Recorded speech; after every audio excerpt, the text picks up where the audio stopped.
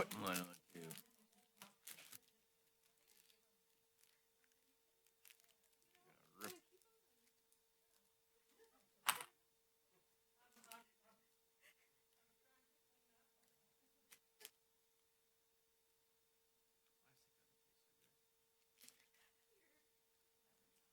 You gotta open it somehow.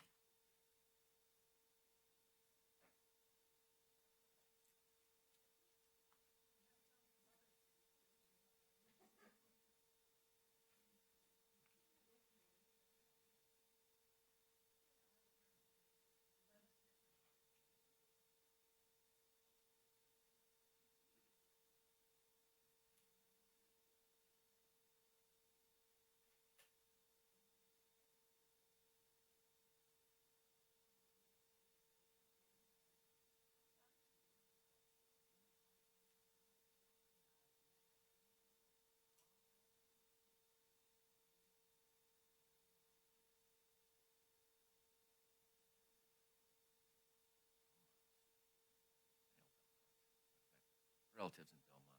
Nice town. Very hilly and cold.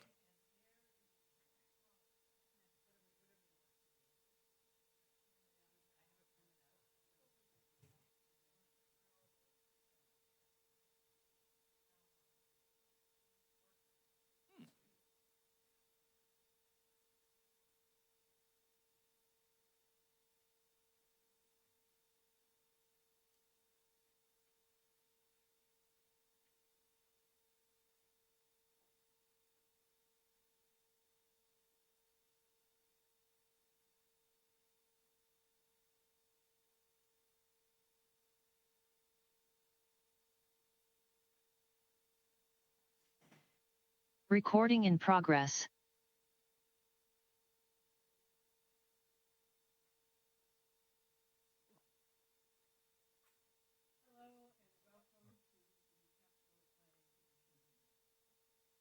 Thank you.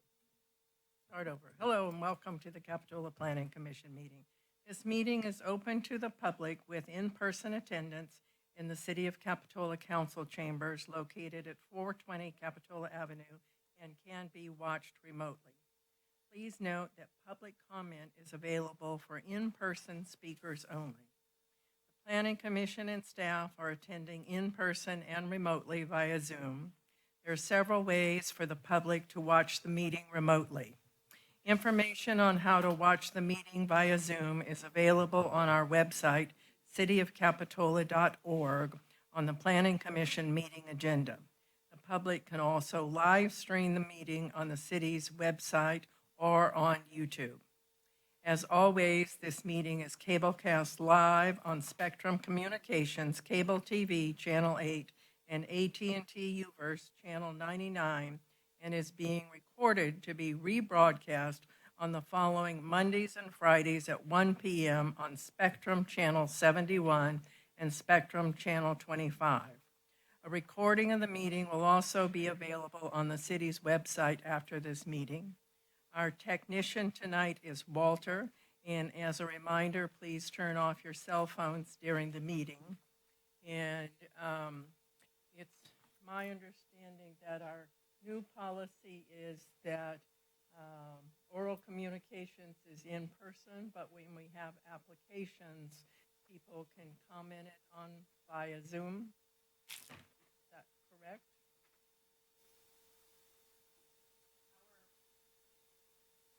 Our policy is that public communications to make public comment on any applications, you need to be in person for that. However, if we have a presenter working for an applicant, they can present via Zoom. Okay, thank you for that clarification. All right, now we will move on to roll call and then the Pledge of Allegiance. Commissioner Esty, Present. Commissioner Jensen, Present. Commissioner Wilk, Here. Vice Chair Christensen, Here. and Chair Westman. Here, please stand for the Pledge of Allegiance. I pledge allegiance to the flag of the United States of America and to the republic for which it stands, one nation, under God, indivisible, with liberty and justice for all.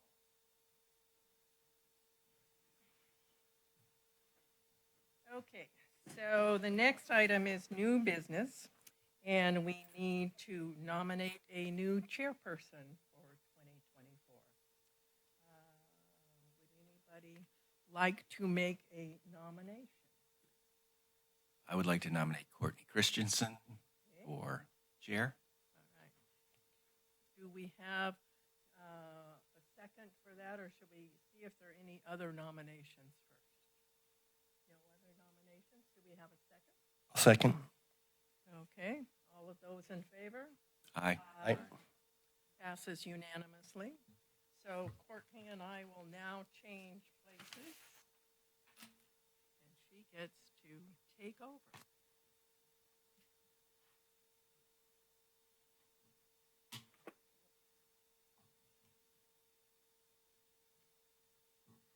We probably should change our room.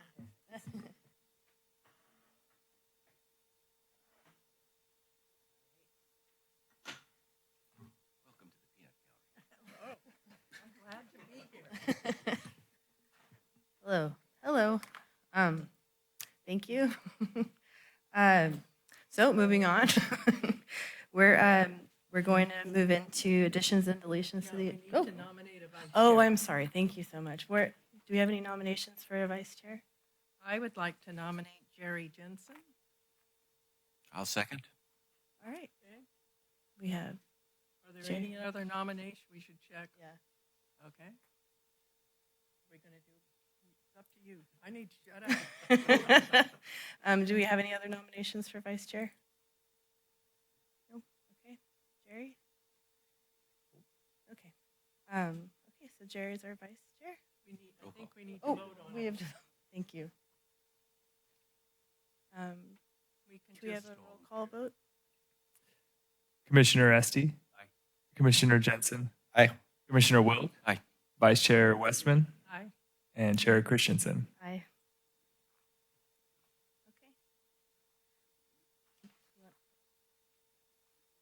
Okay. All right, so additions and deletions to the agenda. We did have one addition to the agenda. There was an added item emailed into us this morning, and it was updated in the packet. It's for 417 Capitol Avenue. It's a turning radius diagram. Thank you. All right. Oral communications. Is there anybody that'd like to address? We're going to have planning commission staff comments. Oh.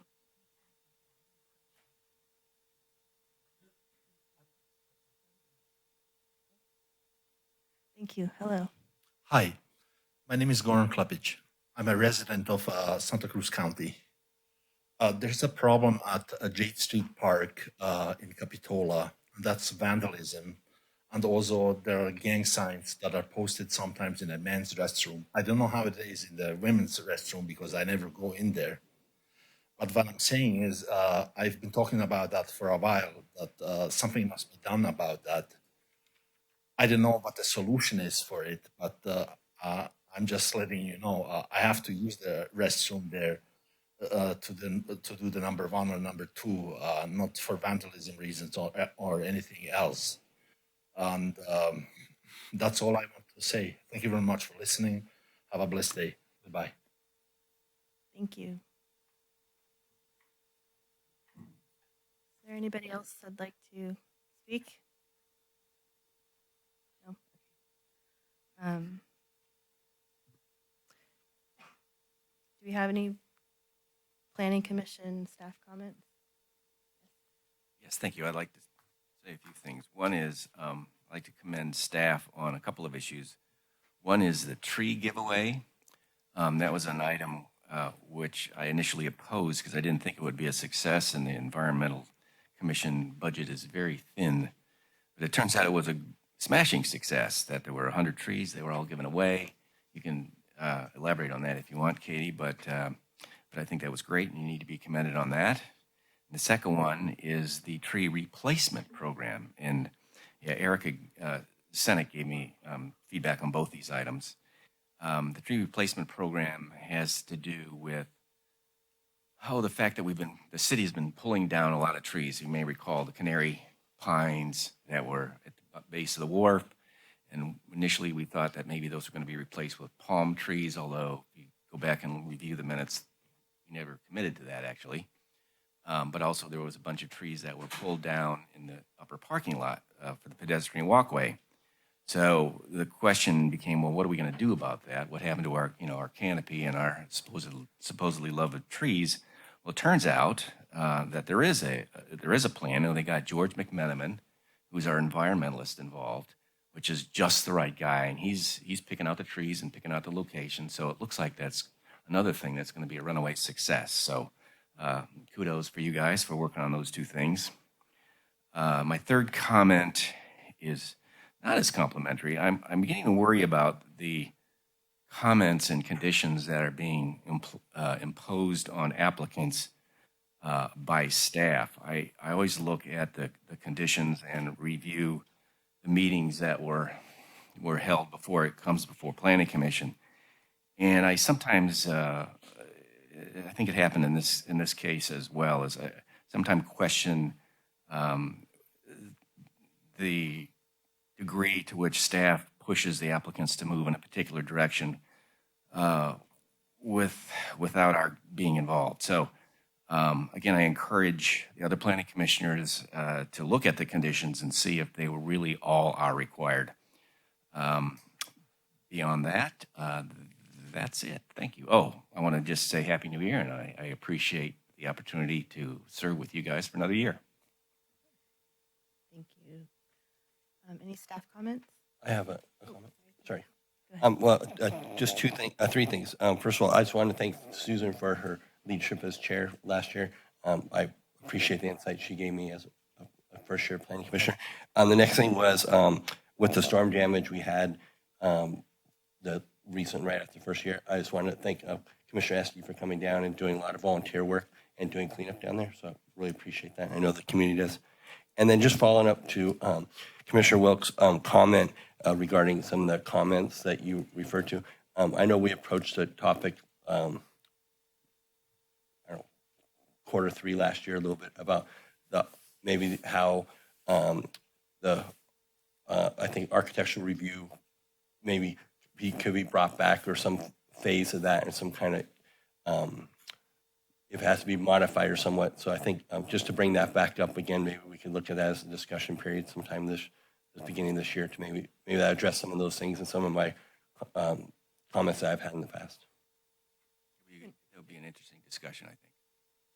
So I'm sort of wondering if the time has come for us to have some sort of planning commission workshop, or, to talk about, some of the issues that have come up, like the architectural and site review committee, and, how questions about conditions, how applications are processed. I mean, just have a time, it could be on the third Thursday when we normally don't meet. We could, do it some other time that works for people. But it seems like, there does seem to be some confusion over, what's an appropriate condition, why do we have them, what's going on in planning itself, and might be, I don't know if other people are interested in doing that, but I think it might be good for us to have some time to talk about, some of those issues, not under the restrictions of doing it on a meeting night. It'd be nice to get all on the same page. Yeah. And even if we don't get on the same page, we understand what the zoning ordinance is about. I think it's a great idea. Yeah, any other commissioner comments before I respond? Okay. So at our next planning commission meeting, we actually have no items scheduled.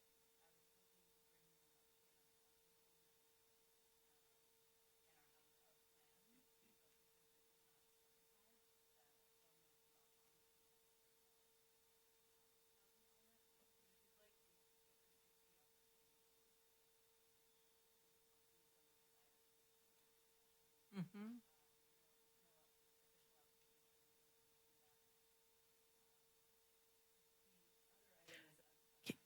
I think your mic's off.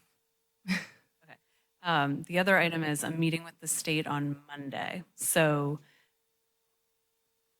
there's a chance that the housing element may be on that meeting, but I'd be happy to. I think the first step is to bring it to a planning commission meeting, hear what items you'd like to discuss, and that's what we can do at the next meeting is I can collect exactly what topics you'd like to discuss, and then I'll come back with a staff report that gives a brief intro to each item and where it is in the code, and then we could have a really thoughtful discussion but to make sure I know exactly what you'd like to discuss before we schedule it. So in summary, I may be requesting, so we've got our next meeting is scheduled for, I think it's February 1st is our next regular agenda meeting. Depending on my meeting on Monday, I might be asking for a special meeting in February, depending on like timing and requirements for public noticing. But I will definitely, whichever meeting we do meet on, let's take that next step of everyone coming to that meeting prepared to ask for certain items to discuss, and then we'll put it on an agenda for discussion. Right. Do we, one other option would be that we could take it upon ourselves, you know, in the next 2 or 3 days to send you a list of items that we want to talk about it. So if the February 1st meeting turns out we're not going to spend time on the housing element, you know, that would give us time to, you know, talk about some of these things at that meeting. That works as well. That's great. Okay. Okay, so send me your items that you'd like to discuss, and we'll make it happen for the February meeting. All right. So we should get our items to you by next Tuesday. We have to have a deadline or we'll never get it done. Yeah, the packet, let me just look at a calendar really quick. Or we can get them by Sunday. I'm Can't do just, tomorrow. so the packet would go out next Friday for the February 1st meeting. So let's say, By Monday morning at 9 o'clock. yeah, sometime on Monday, okay?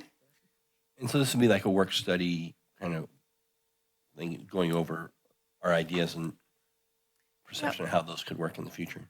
So if there were certain items like the daylight plane between a residential neighbor, you don't think the standard works, that's something to just say, Katie, I'd like to discuss the daylight plane, and I'll just make sure to have that ready, and then we can identify, I can give a little intro of what the standard is, and then we can open it for discussion of what's not working, and then Well, I know that we definitely want to talk about design the review. design review and the architectural insight committee. Mhm.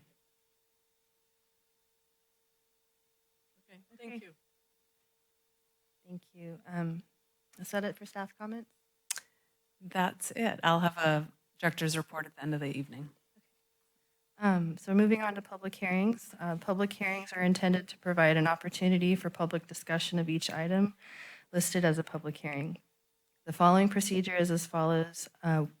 First is staff presentation. Second is planning commission questions. Third is public comment. Fourth is planning commission deliberation. And fifth is decision. First item is 605 Escalona Drive. The project is design permit for a first and second story additions with a variance to the side yard setback on an existing single-family residence located in the R1 Single-Family Residential Zoning District. This project is in the coastal zone and requires a coastal development permit, which is appealable to the California Coastal Commission after all possible appeals are exhausted through the city. Recommended action is either approve the application as proposed or provide direction on reducing the rear massing and continue the application to a future meeting. Is the applicant, or do we have a staff presentation? We do. I'm getting that up right now. Thank you.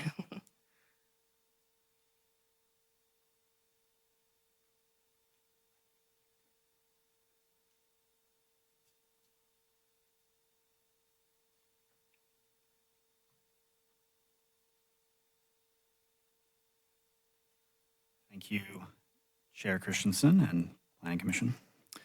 As stated already, hang on, bounced me back to the beginning. There we go. As mentioned, this is for 605 Escalona Drive. The entitlements include a design permit, coastal development permit, and a variance, and this is located in the R1 zoning district. This is the site as it appears today. This is the proposed site plan. This project includes predominantly second-story additions, but as well rear ground level additions that result in a 2,896 square foot home.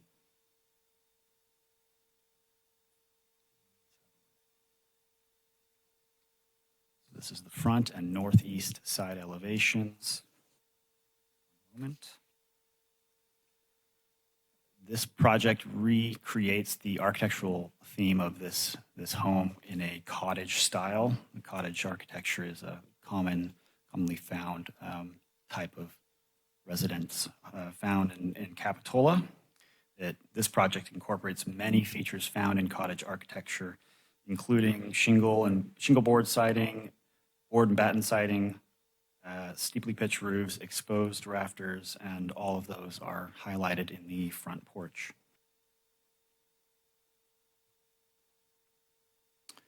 These are the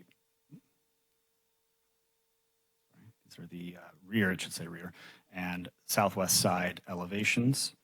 And right here you can see the, in blue, the second story deck on the bottom slide, or on the bottom elevation. This meets all of the recently adopted upper floor deck development standards that were passed, and it includes a 5.5-foot privacy wall against the most proximal residence.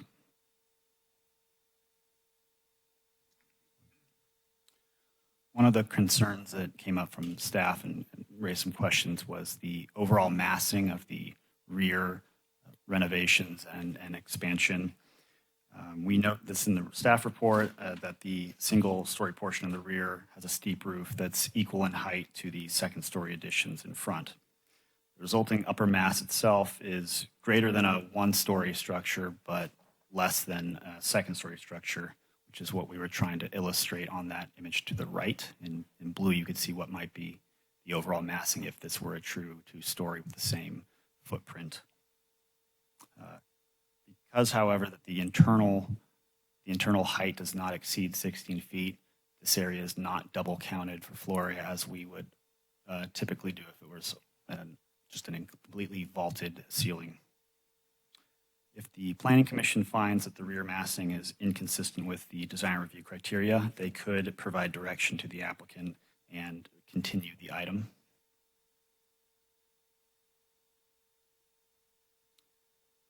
Regarding the variance is tied to the nonconformity, which is a garage wall that encroaches about 8 inches into the required side setback. The alterations to nonconforming structures are typically limited to 80% of the fair market value. Under review of this project, it was found that the sizable additions and renovations of the home exceeded that threshold, which would require the applicant either correct the nonconformities or request a variance. The granting of a variance in this case would enable the applicant to build the full scope of the project while keeping the nonconforming wall. We have a couple images to show you here of aerials to see some of the characteristics of this block in particular. Unlike the more typical north side of Escalona Drive, properties on the south side of the street have an irregular alignment with the street that creates a triangular front setback with homes further from the street on one side. The angled front lot line limits development potential along the front and modestly increases the average lot width, which in turn imposes a slightly wider required side setback. The impact this has on development here can be clearly observed by comparing both sides of the street, where you can see there's a triangular space in between the footprints of homes today on one side, whereas you have a more standard rectangular space on the north side. Additionally, the Depot Hill neighborhood used to be zoned as multifamily when the city was incorporated. In 1979, which was after this home in particular was constructed, the neighborhood was rezoned to R1, which altered the allowed uses and development standards for the entire neighborhood. There are many structures in the Depot Hill neighborhood with nonconforming setbacks due to this 1979 zone change. And here we have, again, a similar aerial. We were able to make findings in support of granting a variance, including that the variance would not constitute a special privilege. This aerial reflects our analysis of finding properties nearby that also have substandard side setbacks. And this is kind of stopped here. We could have probably found more to the west.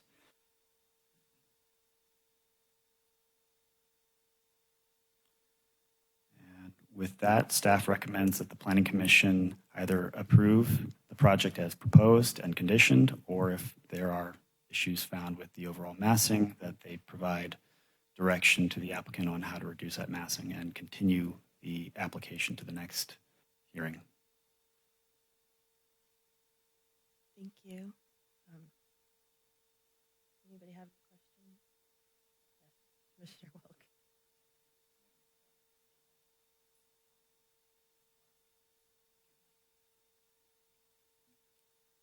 Could you please explain the privacy wall requirements that you requested? We requested that the applicant raise the height, I believe, from 5 feet to 5.5 feet. This is a wall in between this upper floor deck and a neighboring property. The deck is set away from that side property, but it's the closest thing it has to a side face. And staff felt that raising that privacy wall to 5.5 feet would better screen it from visibility. That half foot would make a noticeable difference, in other words. So after discussing this with the applicant, they did modify the plans. Can you reference something in the code regarding that privacy? A privacy deck is called for on the side in our code, but I don't believe it specifies an exact height. Was it a request of a neighbor, or was it just staff advising the applicant? A staff recommendation. I'll look up the Muni code right now for that.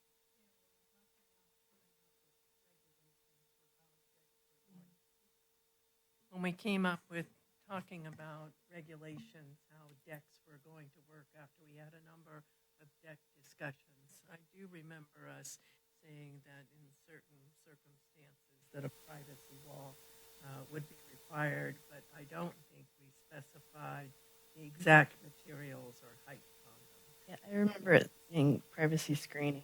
Yeah, so Just having it be a solid wall. Is that? So it says one of the criteria for a second-story deck and balcony. It says a permanent privacy screen, opaque, and it's an example, opaque glass, is required for a rear deck along the railing parallel to the interior side property line facing a single-family dwelling. So there is no specific height requirement, and the application came in at 5 feet, and it was requested to increase it by an additional 6 inches. I guess I don't know if you agree, but did they elect to do that? Do they want to do that? I mean, I guess we could. The applicant, I believe the owners are here today, and Yeah. I could let them speak for themselves, but they did do it upon the recommendation of staff.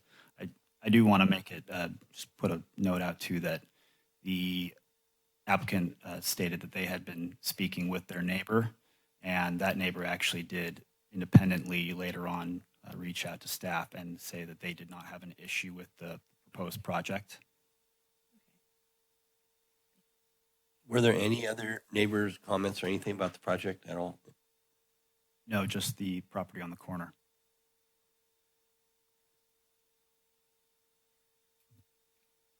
so you got no comments from, I think it's 207 Sacramento, the one next to the corner? No, we haven't, wait, the one on the corner? No, not on the corner, on Sacramento. No, we haven't received comments from any other property. Do you have any further questions for staff? We're going to open up the public comment. Is the applicant available? Yeah. Would you like to?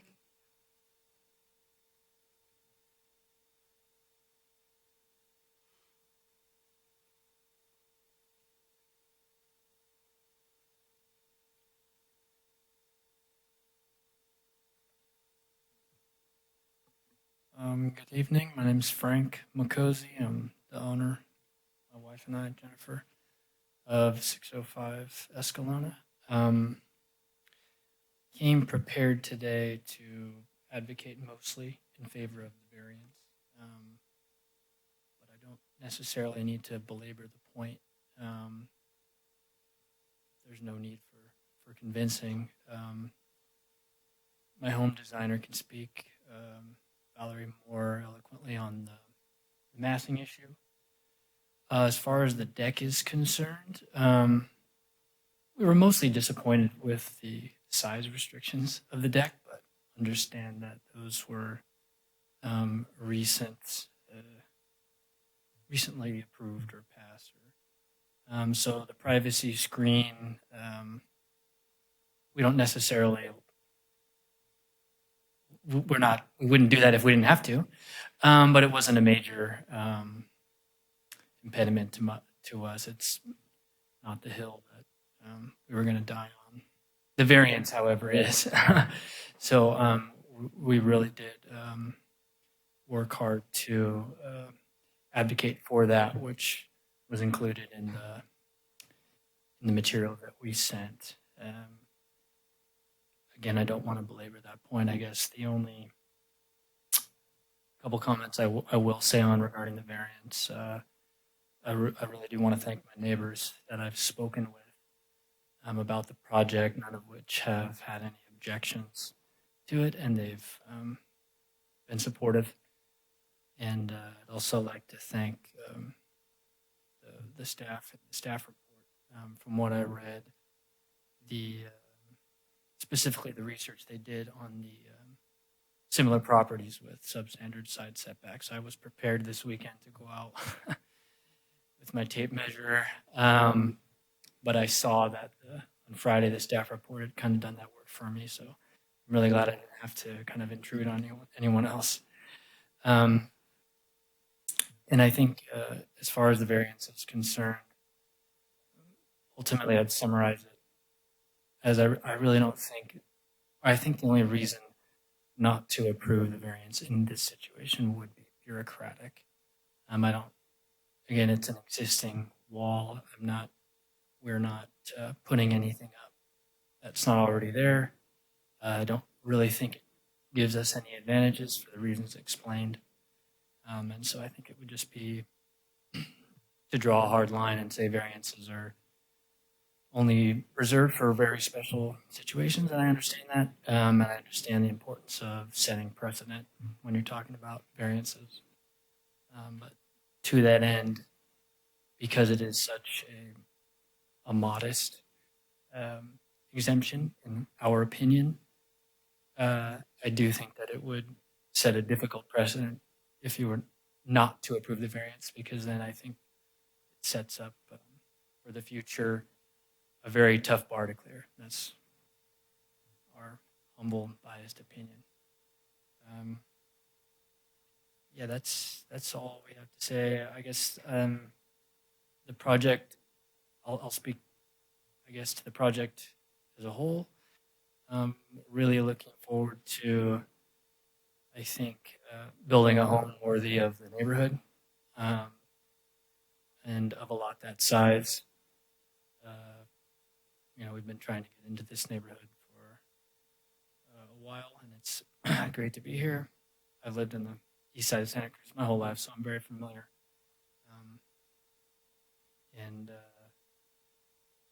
Yeah, I think as our neighbors' support would show. I think that the proposal is a positive for the property in general.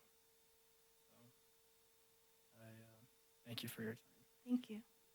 Can I ask a question while he's up here? Um, Is that appropriate? I think we wait till deliberation.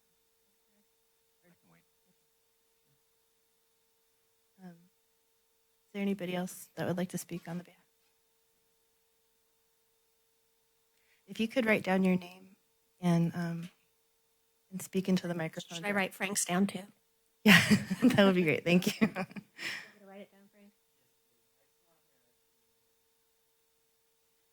No, I forgot to mention it. Thank you.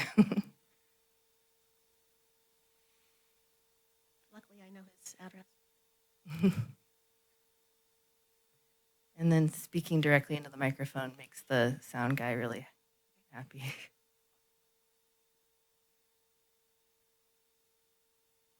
Thank you. I'm a little nervous. I'm Valerie Hart, did the design for this project. And when it comes to the rear massing, it was not brought up during the design development review. I made sure that we stayed under the 16-foot height limit within the house so that we didn't double the square footage. I also tried to stay in the character of the neighborhood, make something charming and that fits in with the style. It's in the rear. There are no complaints from any or comments from any of the neighbors. Only positive feedback. So if we had to change the slope to bring down the massing in the back, it would affect the front elevation and pretty much everything on the project. I did try to do that at one point when we were trying to reduce the overall height inside. Instead, we went with the pre-manufactured roof trusses, and that achieved our desired end. So I couldn't make the design look correct by bringing the pitch down in the back and bringing the massing down. I think that's it. I do appreciate all the work that Sean put into supporting the variance. It was very important to Frank and Jennifer. So I think that's it. I'd answer questions if that was allowed, but maybe later. Thank you very much. Okay, thank you. I do want to say that the new deck code is a little confusing, and I'll leave it at that. Thank you. Is there anybody else?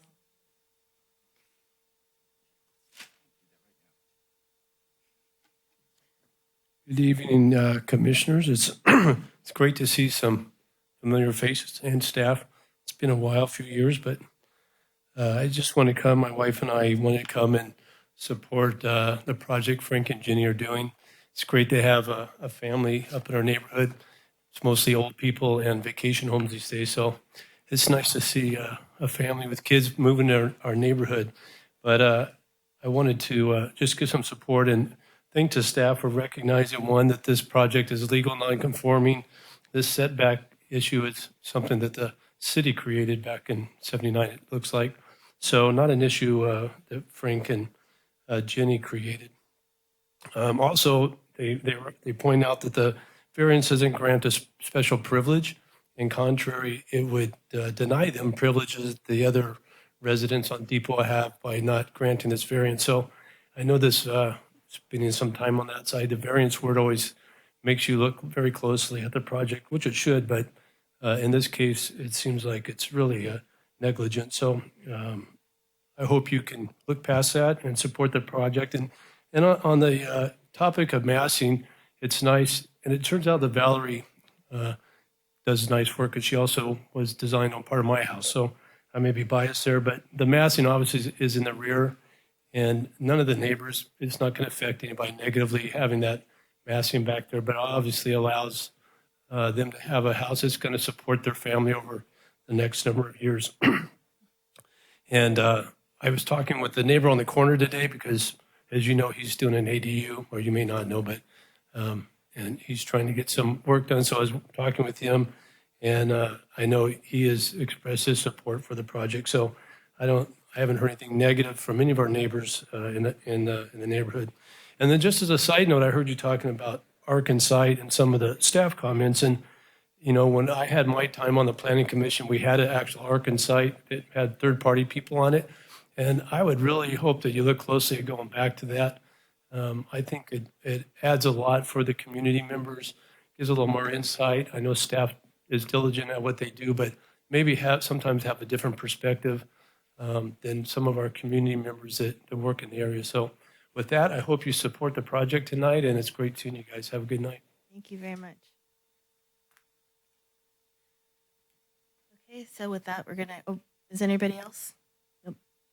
With that, we're gonna close the public hearing and bring it back to deliberation questions. I always have to be the first, but I'm happy to jump in. Yes. Okay. So I don't have a problem with the variance, but with regards to the staff requirements and whatnot, I got hung up on the landscape plan, actually, and my understanding was, and the applicant can correct me on this if I'm wrong, but my understanding is that initially they were going to leave the landscape pretty much untouched. And then staff came in and said, well, you really need a landscape plan, and let's go in and, you know, fix it up a bit. Not exactly sure what the words were, but my understanding, when I discussed this a long time ago with you, Katie, my understanding of the need for a landscape plan is there are real reasons in terms of safety and, you know, sewage pipes and things that if you plant the wrong plants, can really damage the community or create all kinds of issues. But it shouldn't be one of aesthetics, in my opinion. And so I guess my question is to the applicant, would they just assume, and I'm looking at the picture of the front yard, it looks fine to me. I was just wondering if the applicant would just as soon leave the landscape alone, and just, if we were to eliminate the need for a landscape plan, would they appreciate that? Yeah, just go ahead.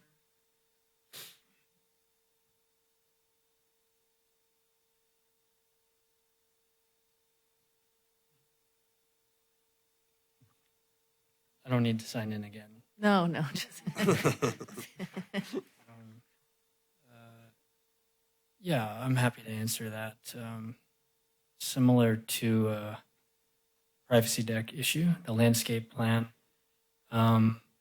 we were hoping not to have one. Was not a major deal, but the biggest reason was we are trying to put everything we have into building kind of the finished article of our house as far as what needs to be permitted and such, because as you can imagine,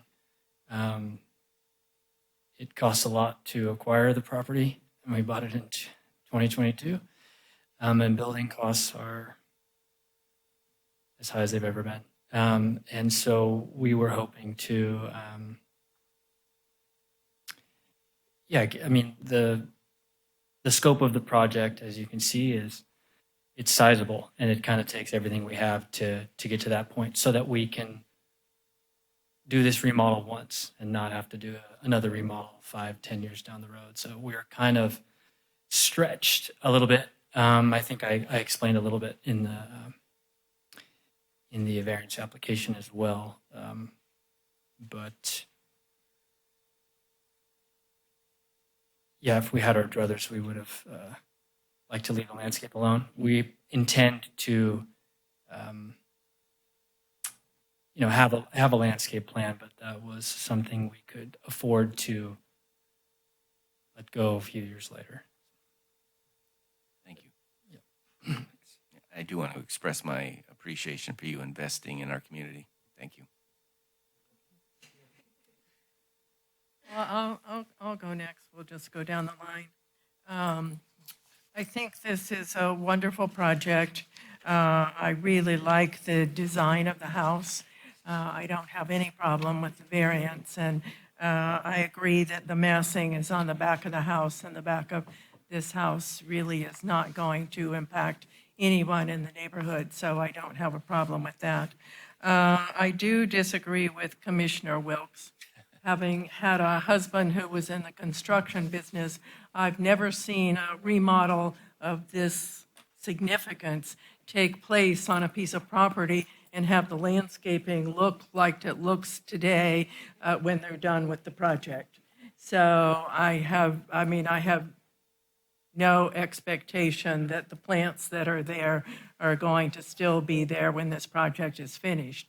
I'm fine with them trying to incorporate in their landscape plan, reusing some of the existing plants that are there or trees. But I do think it's important for the community and for the neighborhood for there to be a landscape plan. So when you get to the end of the project, everyone knows what's expected. There isn't confusion at the end of the project. We thought you were going to do this or do that, or, at least do some landscaping.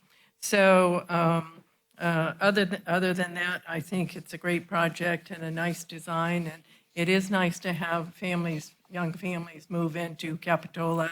I live in a different neighborhood, and we've become a neighborhood of old people as well.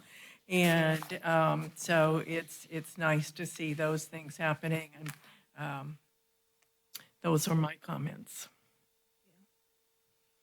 I have a couple of comments. I agree with everybody on this variance thing. We should not be penalizing somebody for a rule change made 45 years ago. That just doesn't make sense, especially for 6 inches that will cost them a fortune to do. But on this project in particular, I really struggled with the massing problem. My first reaction was, that back end section of the house is a cathedral, and the people at 208 Sacramento looking east would be looking at that every day and going, that's awfully high. And Valerie, maybe I could ask you to step up again and go through your rationale on why I know you did the 12 to 12 or 1-to-1 pitch to match the front, but you could have a discontinuity and you could make the back lower, 4.5 to 12 like you have on the other parts of the second story. And it seems like that would work. I understand that it may seem like it would work, but when you draw it out, it ends up looking like this with a weird. It just doesn't play out that way when you're drawing it. If you look at go to the northwest elevation view, Sean, or whoever's got control. So you've got the 12 and 12 pitch is actually fairly narrow on that front second story, right? It's like a foot wide, so to speak. It's okay. Not that. The front one. Page 8.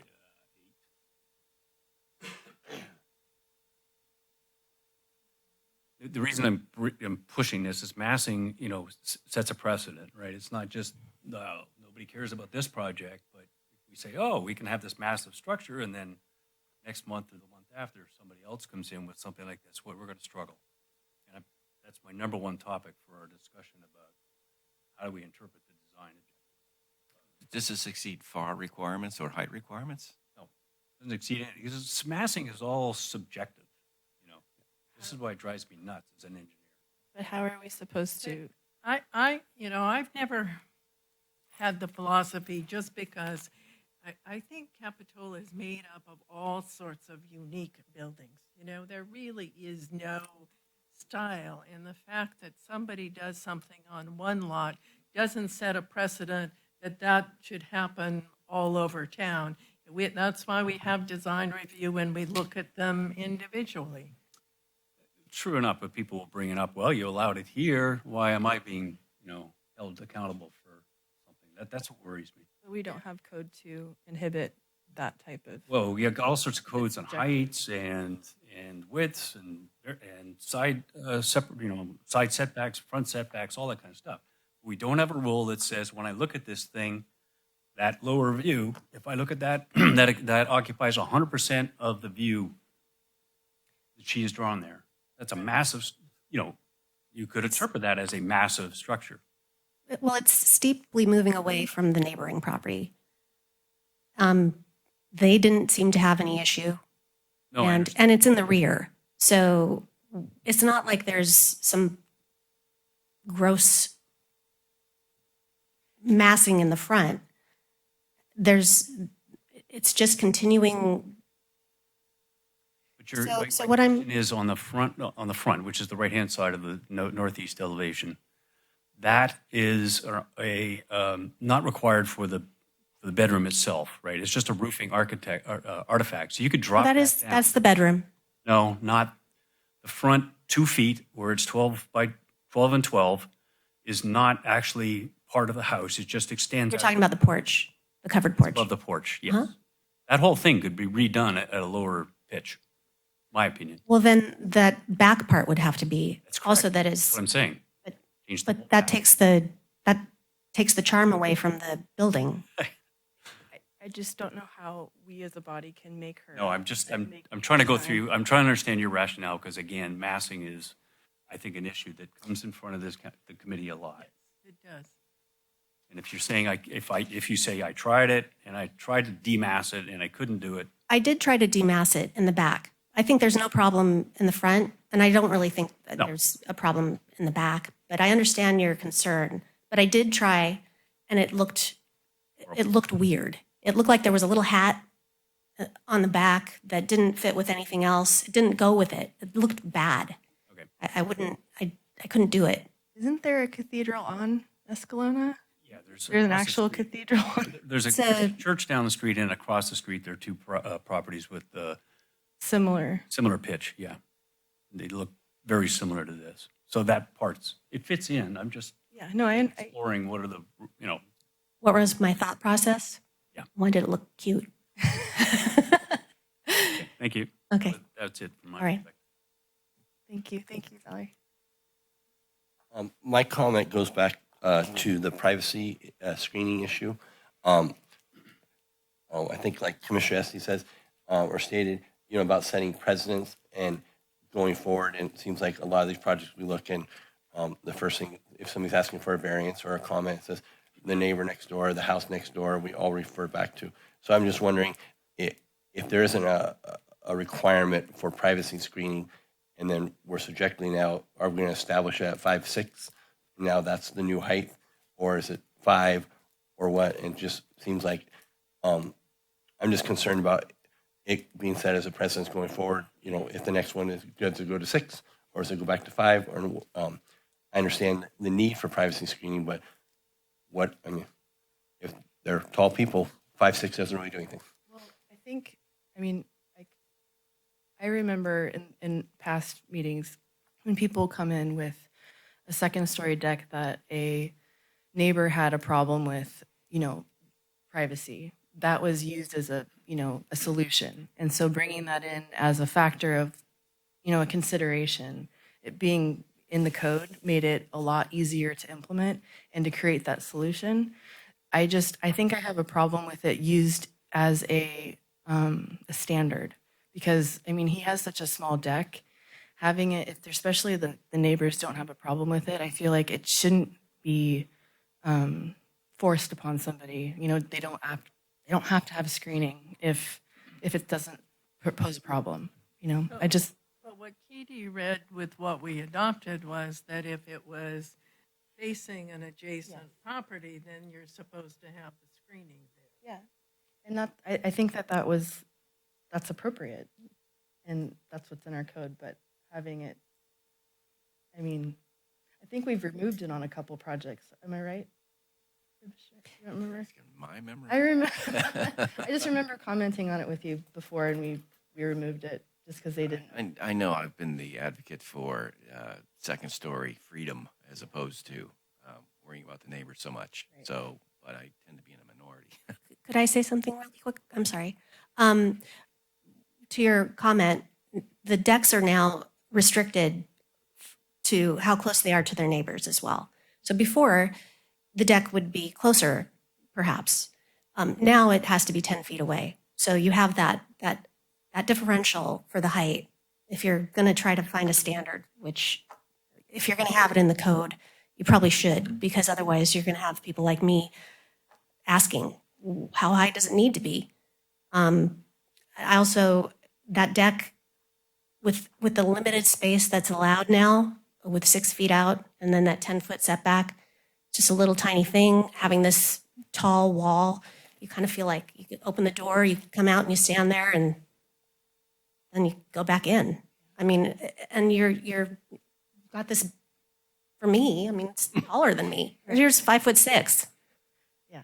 So in your original design, you had it at 5, correct? Did. And what was the logic behind that?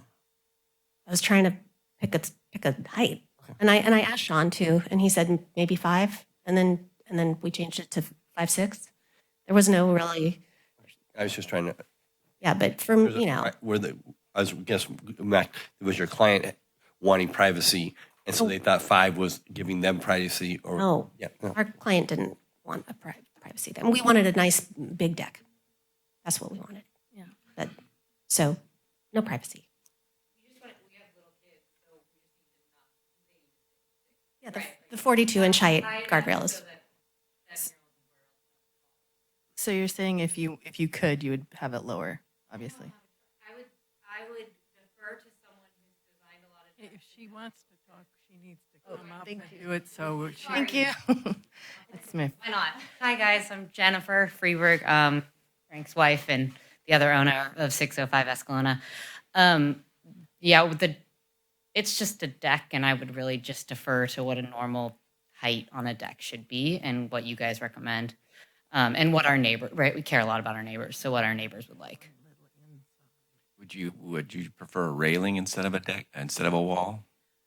Well, they have railing on the front. I'll sign my name. Thank you. Yeah, of course. Right. Yes, So, just a railing all the way around? I guess just a follow-up on my comment was just basically around, maybe not specific just this project, but as we look at these projects, are we establishing subjectively 5, 6, 5, or what? And just going forward, what's that look I like? think we have to have it on our list for our discussion. Exactly. You guys can also just let us know what it should be. Thank you. So by code, for building code, for safety purposes, the railing has to be at 42 inches. And because you couldn't go below 42 inches for safety reasons, but our code does not specify. So you could be flexible on that standard this evening. So we could give them the ability to have a railing with some type of not a wall, basically, with a screening possibly. The code calls out having screening on that side that faces the neighbor. Yeah, on the interior side yard. So the screening should be along that side, but if you want to drop it down to 42 inches, that's perfectly fine. So I would like to pursue this a little further. So yes, I like the idea of reducing it down to 42 inches, and then we can discuss it at our workshop. But until we do, I think we should lean in favor of the applicant. Also, I'd like to go back to the landscaping issue. I'm not worried about saving those particular plants, but I believe that the applicant who is hoping to spend every penny he can on valuable things could leave his landscaping until some other time, and we can just trust that they'll put in something that is appropriate as long as it doesn't become a safety hazard or violate some other public works issue. So I would recommend those two things, and I'd make a motion, unless we want to discuss it some more, that we reduce the privacy screen down to the minimum 42 inches, and B, let them implement their landscaping at a later date. I have a landscape plan. Follow-up to that, just, Katie, maybe you could elaborate. How does that get into permeable coverage?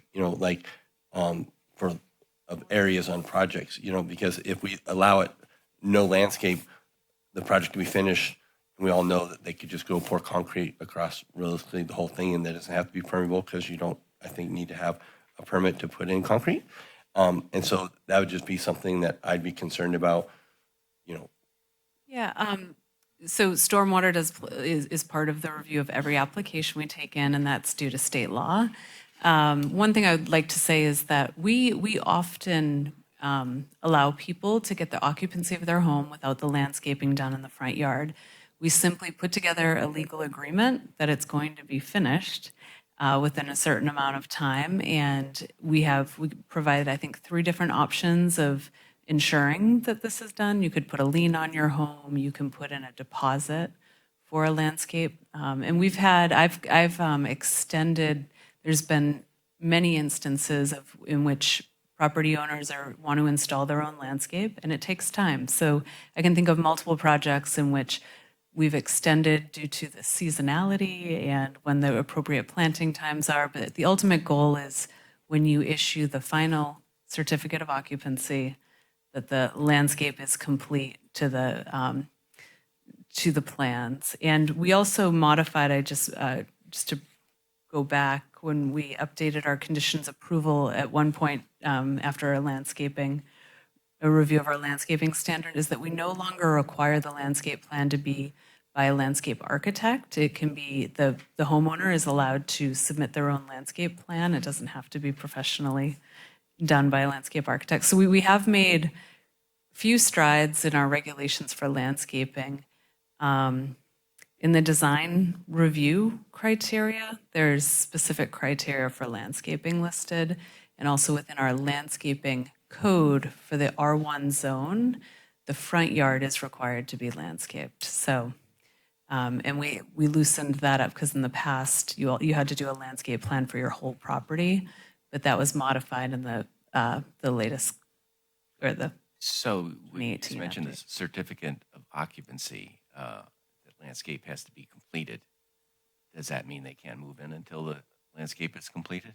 So no, so what I'm saying, you can get your certificate of occupancy. So if this home were rebuilt in next January, everything's done except for the landscaping. We would put together, we've got a legal document that we would just make an agreement. Misunderstood. And there's like 3 different avenues we can take in terms of assurances that the landscaping will be completed. But then there are final occupancy. So you can get your temporary occupancy, but once we would issue the final occupancy and close out the permit once the landscaping is complete. And isn't there a part of that that has to lock in it with SoCal Water? Like you can't have grass, right? You have to have fake. Yeah, there's a lot of standards and there's multiple agencies involved. Right? So I'm saying if we didn't have a landscape requirement, it'd be hard for maybe the applicant wouldn't know that they might just think, oh, we'll plant grass, and no, and they're not really supposed to be, or you're not allowed to plant grass. Thank you. So would you want to modify your motion? I didn't make a motion yet, but I will. I move we approve this application per staff's recommendation, with the exception that the side wall, privacy wall, be allowed to be reduced to 42 inches. You have one motion. Do we have a second? I'll second. Roll call. Commissioner Estee, Aye. Commissioner Jensen, Aye. Commissioner Wilk, Aye. Commissioner Westman, Commissioner Westman. I think it's a one. Forgot the vice project. chair Yeah. and chair switch. Commissioner Westman. I think it's a wonderful project, and I look forward to seeing it built. But I do think that, we have a requirement in our code for the privacy wall. And for me, it's never been so much about what the next-door neighbor who's living there right now thinks, but it's about how this project is going to, long-term, that it's going to be there, work for both property owners. So I think you're building a lovely home, but I'm sorry I can't vote for it. Chair Christensen. Aye.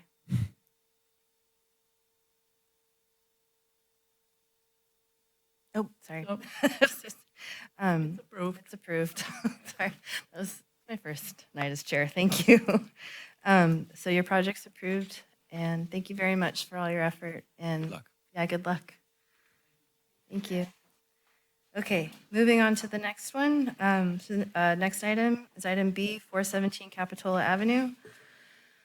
Uh, I will have to recuse myself, and Commissioner West. As well, do we want to do the director's report first, and maybe we can just do that. leave? I would, yeah, let's do director's report first so that you can head home.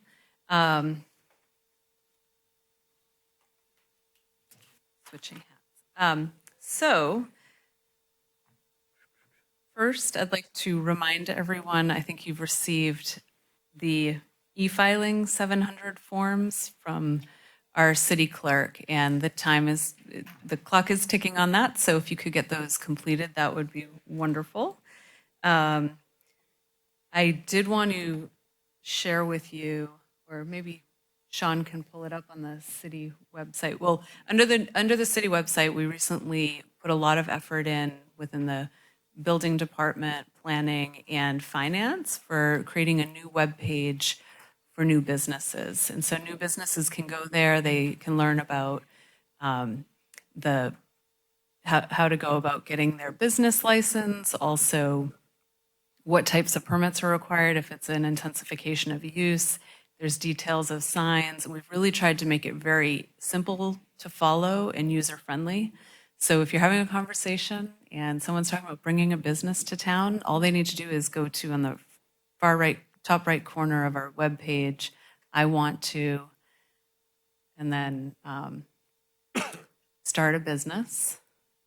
And it will take them to this page, which has lots of information. And Sean, if you could press on like a sign, if you can press on the sign guidance, if you scroll down. So the different topics, signs, and then if you go to the sign permit guidance, just an example, if you scroll down on that, it just gives a high level, here are the rules and regs, call us, reach out, we can get more into the details with you. So that was a big undertaking, and I'm really excited that's going to go out, be updated to the City Council tomorrow. We're also informing the BIA, the Chamber of Commerce, and letting businesses know as they're renewing their licenses. Also, I wanted to update you. You might have seen some construction happening behind the Burger King, and that's actually a Tesla charging station. They're putting in, I think it's a little over a dozen Tesla charging stations. The rules and regulations of the state have changed drastically with this, so that application did not come in front of you.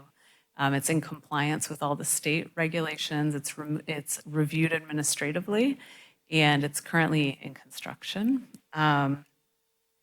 Housing element, that's the next update. We unfortunately got the news last Friday that the housing element was not certified. I think I explained to you that the day before City Council took action on that item, we did receive a letter from Marlone Geyer calling out quite a few items with our housing element. There are some really easy fixes in there, and then there are some other items that we still have questions on with the state. So we do have, I met with our consultant team this week. We've now got a meeting scheduled for next Monday, and we're going to work through some of those tougher items. Like one item that's listed is increasing height limits at the mall site. And typically you would put that in your zoning code update. You wouldn't call out a 70-foot height limit in your housing element. So just trying to figure out where are they going with this and what do we need to do. Based on our conversation next Monday, I'll let you know what we're going to do in terms of the next public hearing on this. If we do not have to change any of our arena sites in these modifications, which there's a chance we might have to change arena sites tied to the schools, but if we do not have to, it doesn't have to. There was, in our resolution, it provides me the authority to make non-substantive changes. And so if it was a height change, I would bring that to you. That's a substantive change. But if they're all minor edits, that's something that we can approve administratively and get that housing element back into the state. Otherwise, we'd have to follow all the public noticing requirements. And for a housing element, I think it's 6 weeks that we have to have it published online, and then we go through the adoption hearings, or it has to be available for the 6 weeks during the adoption hearings. And then once it gets to the state, I was hoping there was a reduction in the next review for the turnaround time for the HCD, but once again, they get 60 days to review our housing element. So So in the meantime, the builder's remedy is in effect? builder's remedy is in effect. And under builder's remedy, typically you see those projects in areas that are not zoned for residential. Luckily, like all of our commercial areas are zoned for residential now. And under builder's remedy, you are required to provide 20% affordability, where our code requires 15. So hopefully we don't have builder's remedy project come in. Sure. It seems like this is a pretty quiet meeting and there's not going to be any disturbance. I don't think we need to take up the time of the police department. Oh, yeah. Have them sit here through the rest of this meeting. Thank you. Thank you. Okay. Next is the 4401 Capitola Road, the affordable housing project. We issued the building permit on that, so you're going to start seeing construction there. Wharf update. We are going to be bringing you, not at the February meeting, but at the March meeting. When the city council got the update on the wharf design, as in my director's update I gave it to you during December, there was some concern. We're bringing that back to you. So we're going to update the design permit on the wharf. We're going to have you review the entryway. And that work is underway, but it will not be ready for February. So that will come to you in March. And then the last is next week at the planning, at City Council, the Capitola Road and Bulb Avenue conceptual review for the assisted living facility will be heard. The applicant modified the plans. They brought the building, they set the building back. They put the parking in front of the building. There's no longer access off of Bulb Avenue, so trying to work with those neighbors there. They reached out to Mid-Penn and I think Eden, to affordable housing groups, to see if there was a way to make those affordable. And it's, and I heard this from Mid-Penn directly, that it's just not in the model. These are more of medical type facilities, and typically when you see more affordable assisted living, it's state run. So it's a challenging one in terms of that. But so that will be reviewed by the city council for whether or not it is a substantial community benefit next week. And those are my updates. We had the storm, I guess is the last storm update was, there were 3 residential units that were impacted. There's 2 units at the Venetian, units 7 and 7.5, that it was hit again, and it was more but they were in the building permit process, and they're planning to hopefully modify a wall so that the angle of the wall is improved. And so they're still in the building permit process, and I think I don't know if they had rebuilt it, if it would have protected it quite yet. So they're going to overbuild it and hopefully protect that unit. And then the other unit that I think it's unit number 11, there's a large window that broke, and that's a yellow tag. They just need to get the correct permits to move forward. And then we have one outstanding, one of the commercial units along the Esplanade, and they haven't reopened since the initial, I want to say Sandbar, but I know that's the Bay Bar, sorry. So the Bay Bar has not reopened. I know they've been doing some work, but they haven't reopened since the initial January storm. So that's my update there, and I think the response time was much better this time. I think people were prepared. And thank you, Jerry, for all the coordination. I think at Zelda's there was quite an emergency of we need to move some patio furniture quick, and I think Jerry got a call, and the next thing you know, the football team is down there helping out moving furniture. So that was extremely impressive, and we're very grateful. So that's my director's update. A couple questions. Go ahead, Bob. No, Right, go. I'll start this time. On the back to the housing element thing, 2 questions. One, do you have an update on the mall study that's going on? Any progress there? Yes, so we're meeting with the consultant Cosmont tomorrow. They've initiated the study and they're going to present their initial analysis through a Zoom call of what they've identified in terms.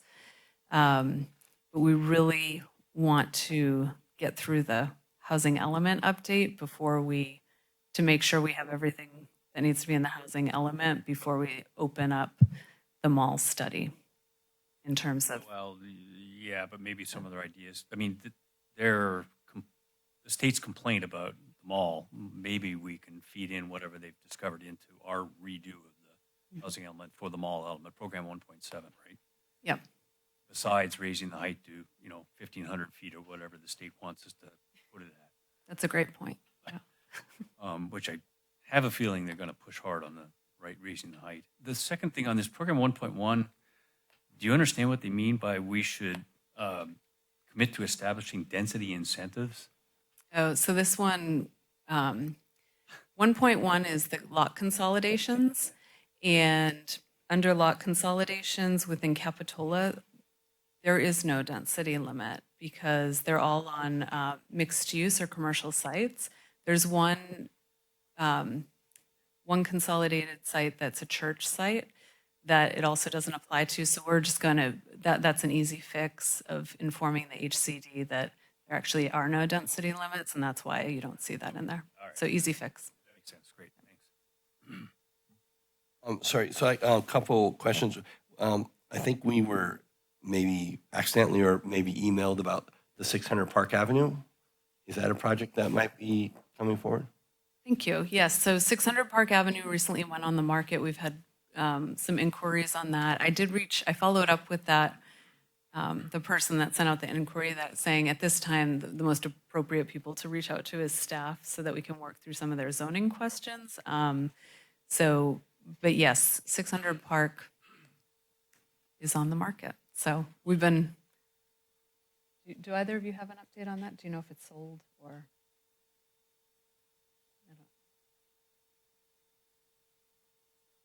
Okay, so yeah, it's still on the market, recently listed. All right. Sorry for all the questions, but just things that have been going on. So also read in the paper 2 days ago, and I think this kind of follows up to Commissioner Welk's comments in the past about, I think our last commission meeting, we approved alcohol licensing for Mijo's Tacos. And I read in the paper that it seems like at 115 San Jose Avenue Mercantile, they're looking at a hops place opening up there where one of the, I think, Keto Bites or whatever was going in there. And there's an article written in the paper about how they're going to go in there and it's going to be having another beer place, just distillery or whatever. And, they talked about the other Ale House and Sasha's Works and all the other ones. Have you seen any application? I just read in the paper and it's like, is that something that somebody's already brought forward? So we don't have an official application for that yet, but Brian's been meeting with the applicant. There is a master use permit for that location in which we were setting that up for possible tasting rooms in the future and kind of a market idea inside of, I think it was an idea that Dennis Norton brought forward of like tasting of cheeses and wines and that type of thing, more like an Abbott Square setup and shared areas for consumption. So we do have an interested applicant. I believe we'll see an application really soon, and you'll probably see that in the next couple planning commission meetings. And then with the, I appreciate your update on the storm, water damage. It seems like there was a lot of extra water, obviously, that was just displaced into the village and stuff. Any talk about, was there any damage done to any of the residents? I know I saw pumps pumping out water from underneath the residences, like on San Jose Avenue and stuff. And is there any plan or is anybody looking at is that potentially an ongoing problem, or was there an issue that happened with that? Or my understanding is that one of the pumps broke or no longer is working within the village. So I think that's something that Public Works will be working on. They had to bring in other pumps. But definitely that will be addressed. Also, I should have mentioned there was additional impacts to the wharf. I think something around the like $200,000 worth of additional damage to the area that they were already working on, as well as Hooper's Stairs were damaged. And we're thinking about a long-term fix there instead of continuing to put up wooden staircases that get taken off with the storm. Something more permanent that would could handle. And I'm sorry, I just have one more. The city council is looking like they're going to be engaging in a strategic plan update. Looking at the vision of that, does that like, strategic, I said there's going to be start meeting with community groups. How would planning interface with that as a strategic plan? And what, there's been many plans made in Vision Capitola and all that. That was, I think, 2018, 2019. How are those going to get rolled all together? And then what role do you see Planning Commission playing into that? Great question. I actually meant to put that in my update. So the City Council just funded a contract for a strategic plan and really trying to just set some, just who are we, what's important to us, what is our strategic plans when we're making decisions. If we identify ourselves as a historic coastal community, it's keywords that you put into these plans to help with decision making and having a clear vision. Within the strategic plan, there's within the contract, quite a bit of the funding is going towards public outreach and trying to engage the residents. But the Planning Commission will definitely play a role in this, in that you'll be interviewed. And there's the other part of this is we're really trying to reach out to all members of our community and get the word out to make sure everyone is engaged. So if you have any ideas, we actually did a staff brainstorm on this today at our staff management meeting, of how do we make sure everyone has the opportunity to be involved with this. So if there are any ideas you have that you'd like to share with me, I'd be happy to bring those to Chloe, who's managing that project. But it's quite an exciting endeavor. I think the goal is to complete this by summer. So it'll be a lot of public outreach, and then they'll draft something and bring it to the City Council.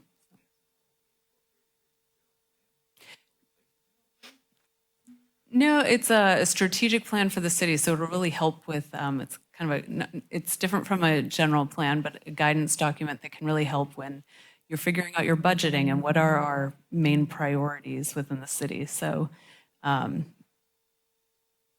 it's different, where the general plan is really guided towards land use, housing, transportation. This is really Finance. it's everything. It's like what's really important to us as a strategic planning. And I'm sure we'll see the climate change and the impacts of these storms, as well as like equity and in these discussions. So. And the rail trail. And the rail trail. And trees. One quick thing, so we don't keep these poor people waiting too much longer.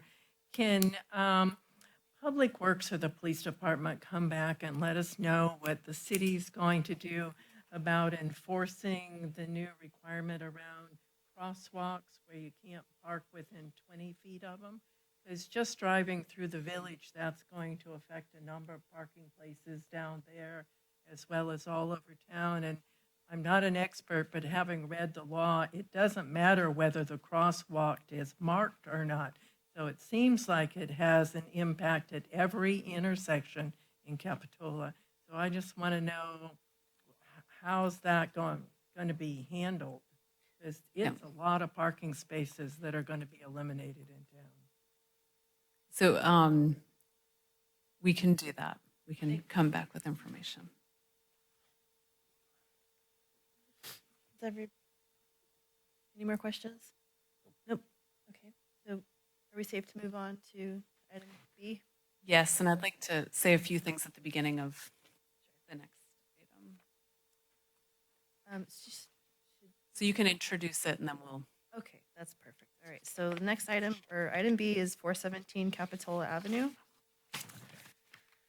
The project is a design permit to demolish an existing commercial building Bash and construct a new single-family dwelling with a variance request for the floor area ratio, a minor modification request for the maximum driveway width, and exception request to the rear and side setbacks. The project is located within the MUN Mixed-Use Neighborhood Zoning District. The project is in the coastal zone, requires a coastal development permit, which is not appealable to the California Coastal Commission. Recommended action is consider permit 230330 and either approve the project as proposed or provide direction on recommended revisions to the design and continue the application to a future meeting. And then Just like to take a moment to explain the conflicts of interest that exist with this project. Commissioner Christensen is an employee of the applicant Fuse and has a conflict resulting in the interest of her business position and receipt of income. Commissioner Wilk and Westman both live within 500 feet of the proposed project and have a presumed conflict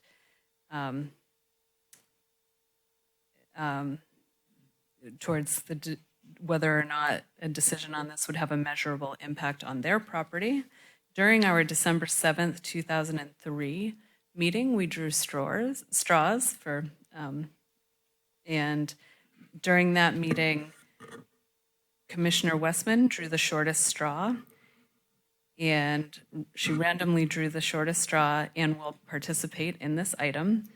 As previously indicated, Commissioner Westman may have a conflict as the result of real property interest in her primary residence, which is within 500 feet of the proposed project site.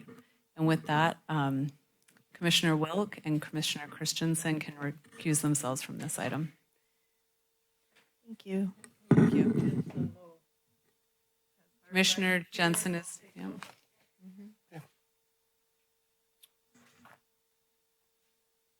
So I guess we already read the project description, so there'll be a staff report. Yes, thank you, Vice Chair. As stated before, the entitlements include a design permit, coastal development permit, variance, and minor modification, and this project is located in the mixed-use neighborhood zone. This is the site as it appeared shortly before the current Bash store moved in. The project is located between or next to City Hall and very close to the Capitola Village along the mixed-use corridor here. And this is the proposed site plan. The new residence that they are proposing would situate the building several feet back from where the existing shop is, creating a modest front yard. Similar to the existing structure and the adjacent properties, the applicant is proposing lot line construction to the north and to the south. The project results in a 3-story, 1,936, give or take, square foot home. And here you can see the front and rear elevations. There aren't any side elevations because of that lot line construction, but we do have a rendering next. This is looking at the south front corner, looking north. You can see the third-story proposed deck here. This gives a pretty good example of what that might look like relative to the overall roof size. It's just right here. I believe it's about 30 square feet. So just wanted to make note of that because I received some commissioner questions about the third-story deck. I wanted to include this is something that the applicant provided as a streetscape of this subject property and the adjacent two properties. This is a similar front rendering. In the initial review by staff, we had concerns regarding the design's somewhat top-heavy massing and the feasibility, separately, of the feasibility of a front yard perpendicular parking space that would have been partially in front of the front entrance as well as the then single-car garage. Staff recommended the applicant increase the space on the ground floor, bring the entry closer to the street, and reduce the size of the roof overhangs. Staff also recommended that they incorporate further landscaping elements to create a more functional front yard Subsequent submittals incorporated a number of these recommendations, including moving the front entrance several feet closer, incorporating an additional garage space rather than the exterior perpendicular space, and improved front landscaping with low-growing plants and a patio area.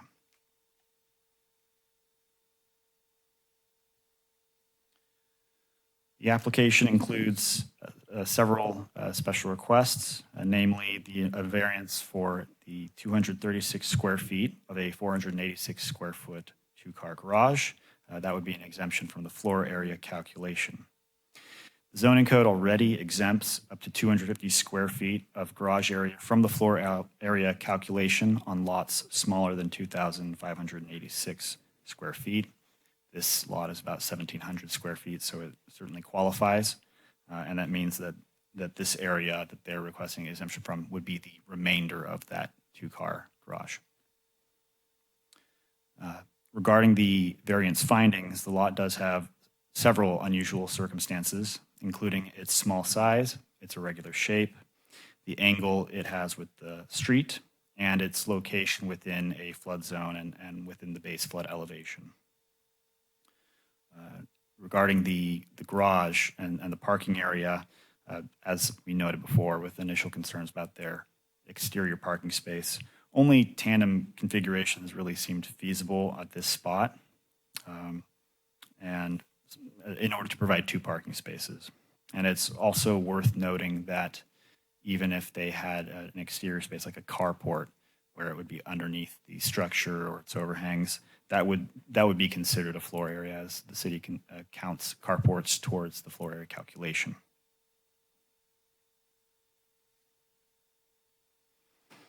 Development standards for the mixed-use neighborhood emphasize bringing structures towards the street while minimizing visibility of open parking areas. At its narrowest point, a single parking space is nearly half as wide as the lot itself, making parking along the side of a structure almost impossible. You look at the garage, it's about 12 feet wide at its and at the narrowest point where it has with the structure, it's about 13 feet wide with the remainder of the lot. So the zoning code exempts single-car garage spaces on small lots because of the disproportionate impact it has on development potential, and because the zoning code does not require more than a single covered parking space for single-family projects. Because the strict application of the zoning code makes it difficult to provide 2 parking spaces where neither of which would count towards the FAR, and because there are nearby residential uses that do not meet parking requirements, the strict application of the zoning code would deprive the subject property of privileges enjoyed by other properties nearby. I wanted to also share the language up above, which are from the development standards from our code regarding mixed-use development, and as I mentioned before, it emphasizes having new structures be closer to the street, having visible front entries, and reducing the impacts of the parking areas. So it's really trying to get that away from the front yard and create something more aesthetic, functional, and integrated with the street.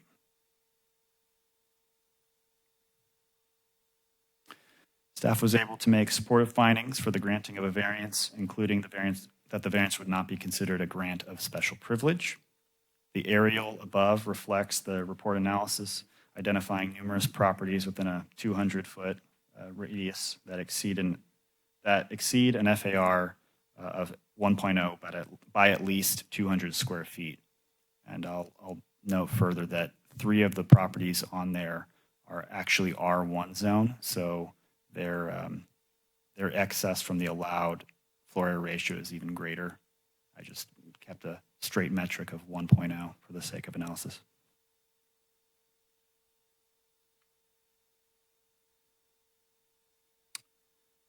All right. The application also includes a minor modification request to allow a driveway that exceeds 40% of the lot width. In the R1 zoning district, by contrast, properties are allowed a driveway width of at least 14 feet, even if it exceeds 40% of the lot width. The mixed-use zone does not include such a provision, which means that the maximum allowed width in this case would be 9 feet 9 inches. The applicant is requesting the ability to construct a 10-foot wide, 10-foot 7-inch wide driveway, which exceeds the standard by less than 10%, which is why it's a minor modification rather than a variance. Subject property is within a stretch of Capitola Avenue that's actually identified within the zoning code itself as having particularly substandard lot sizes and dimensions, which is why they were also able to request lot line construction without the request for a variance. Subject property is approximately 25 feet wide, and like I just mentioned, the zoning code allows reduced setbacks without the need of a variance or minor modification, but does not include a provision for driveway widths, which is similarly impacted by the relative size of the lot and its widths. Many properties, when looking at this, many properties along Capitola Avenue do not provide parking on site at all. And several of the properties that do have driveways that are either the entirety of the frontage or just simply exceed 40%. The increased driveway width creates a parking solution that would make turning movements easier onto the lot to and from the street, which is somewhat significant on a collector street such as this. And therefore, staff was able to make findings in support of that minor modification. I also wanted to share with you, this is what we received earlier today as a additional material.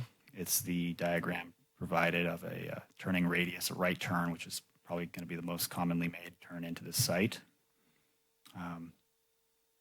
It's hard to see, but right here is where the power pole is. This is, as noted in the report, this is the main reason this was provided at the request of staff, is that we did have some concern over the ability to make a safe turn into the lot and driveway and garage while clearing that pole. So we wanted to provide this to the Planning Commission for consideration.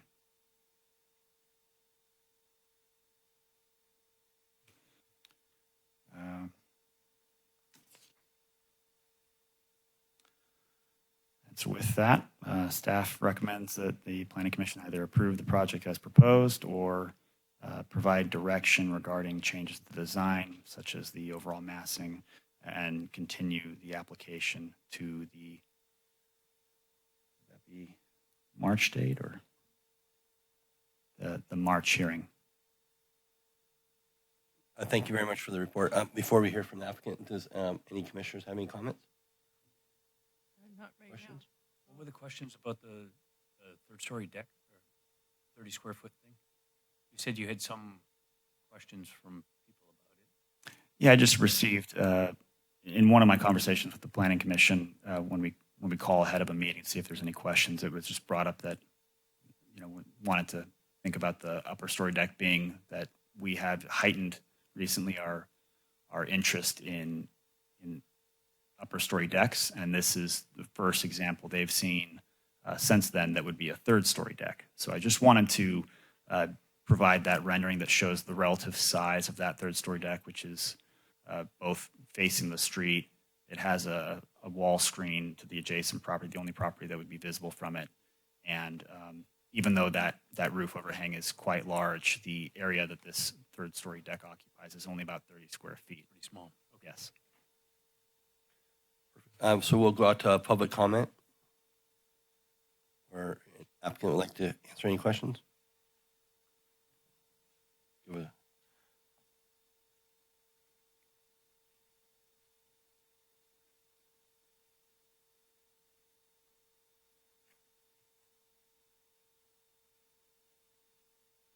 evening, commissioners and staff. My name is Dan Townsend. I'm one of the owners. My business partner, Dan Gomez, for the owners of the property. We're local business owners of Fuse Architects and Fuse Construction. This is one of our properties, and I'd just like to say first thanks to staff for all the effort put into this. It is a very unusual lot shape, lot size. It took a long time to get to this point, and they were wonderful to work with. So thank you for that. But we're here to answer any questions if you have any. Perfect. Thank you. So we'll close public comment and bring it back.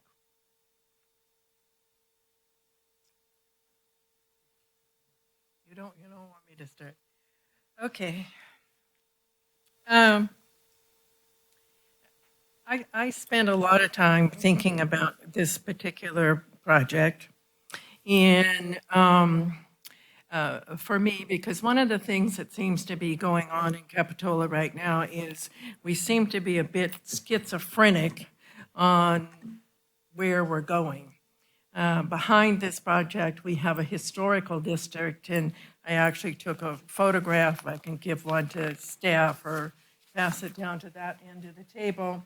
From the historic district, and we have all of these small single-story cottages back there, and, people on that street who want to redo their homes have a whole lot of restrictions replaced on them because it's a historic district. And, the photograph does show the new 3-story duplex that got built adjacent to where this property would go. And so, I have concerns about our role as a planning commission, our role as, which way do we go? Has the city decided that we're not going to, sort of have buildings that fit into a Capitola character, which for me personally, I've argued for years, there really isn't a Capitola design.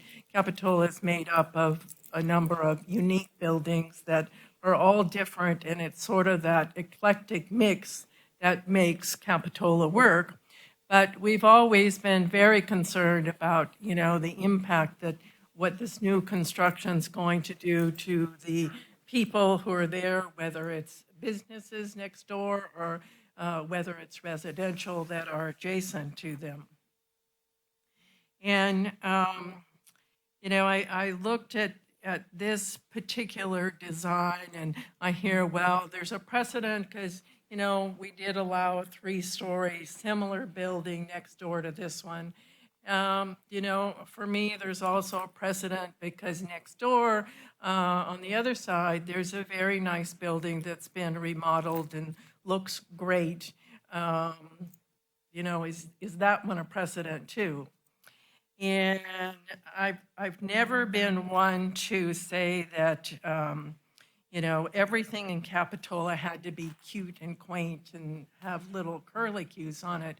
I think this particular group did a project a little further up on Capitola Avenue where there's an apartment building and some single-family houses. And for me, it's one of the nicest projects that's gone into town in a long time. It looks good. It fits the site. It works in that neighborhood. So I've struggled with this, and for me personally, I just can't make this particular design work on this site. It's like we're trying to get way too much on what is a pretty small, difficult parcel. And, I know by doing the flat roof, they get the 3 stories in and can have more square footage. And I could be pretty lenient on the square footage. Like, I don't have a problem with the floor area ratio on the garage because I think they've come up with a solution on that part that works. But where the design is right now, because I think, I know I'm rambling a bit, I think that if this building gets built next to the building next door, then maybe you are starting to set a precedent when you have 2 buildings side by side. Is that what Capitola Avenue is going to look like? So for me personally, I'm struggling with this particular design, how we make any findings that it fits into the character of the neighborhood. When you have to start frosting most of the windows on the rear of the building to have privacy for the people behind it, does this design really work and fit on this location? So I'm willing to listen to what my other commissioners have to say, but I'm struggling with this one. So that was, I started out with the same sort of mindset on this one, like, this is quite a modern design. And does it really fit in with the neighborhood, like you said? Because on the Riverview side, obviously it's those cute quaint cottages, but on Capitola Avenue, it feels like we're modernizing it, so to speak, and the number of buildings are heading towards this more, literally more modern design. I did like I didn't like not having that second garage and having an open space like that. That didn't feel like it was going to fit. Having it, the store house front being adjacent to the storefront of the adjacent buildings makes a lot more sense to me. So the variance on the size is fine with me.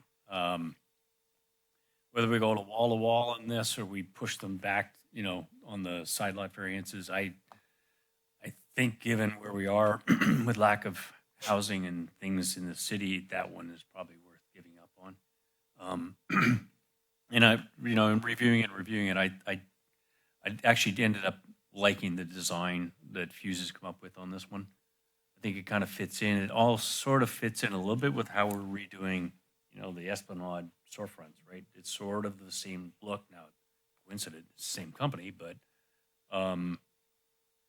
my net on this was I think it's going to be a fine addition to the neighborhood. My concern is it's going to make City Hall look like shabby.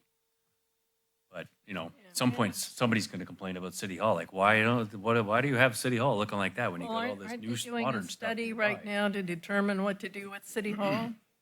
I mean, that's one of the studies that's taking place, is what's going to happen on this side of the street.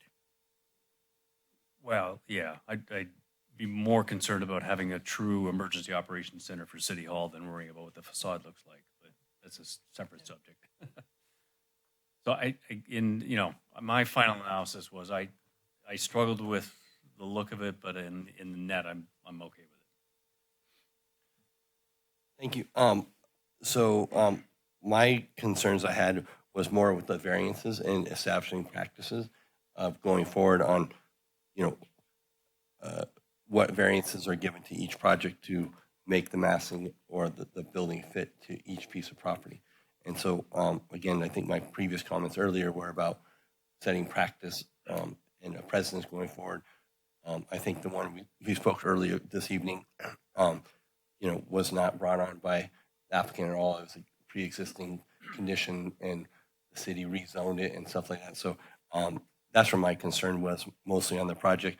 I try to stay very neutral and design and not dictate what a project looks like per se, but that want to stay very sensitive to what the community looks like and where things are kind of going, and establishing as I read the staff report, it talks about the project next door as there is one next door, so if there's 3-story, so now this one would be a 3-story, and it continue how that starts to set a precedence going forward, and then allowing variances. As much as I understand the variance of, I think it was 236 square feet to the garage to help with the parking, and then to zero lot line, if I remember correctly. That's where my concerns were when looking at the project. I mean, I think that, Katie mentioned in her things that one of the things that in this strategic plan they're going to look at is, which direction is Capitola going to go in? Because when the building was built next to the trestle, probably a couple of years before the duplex was built, the city made them build. There were lots of requirements about how it had to fit into the village character. It's where the Tap House is? Tap House is, and put a lot of restrictions on them about conforming to the village and the village character. So I think we've been all over the place, which makes it difficult when you sit here to say what is the right thing to do and the way to go. As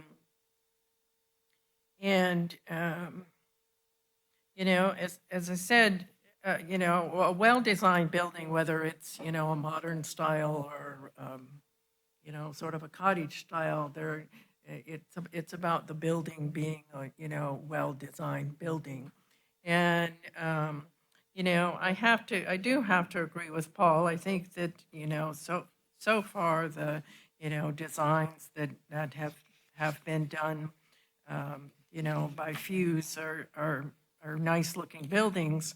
It's, how is this going to fit into Capitola, and how's it going to impact, what happens in the future, and what is a precedent, what isn't a precedent. We're sort of going all over the place. And most of Capitola was built before it was incorporated, in 1948 or 49. There's a sign around here.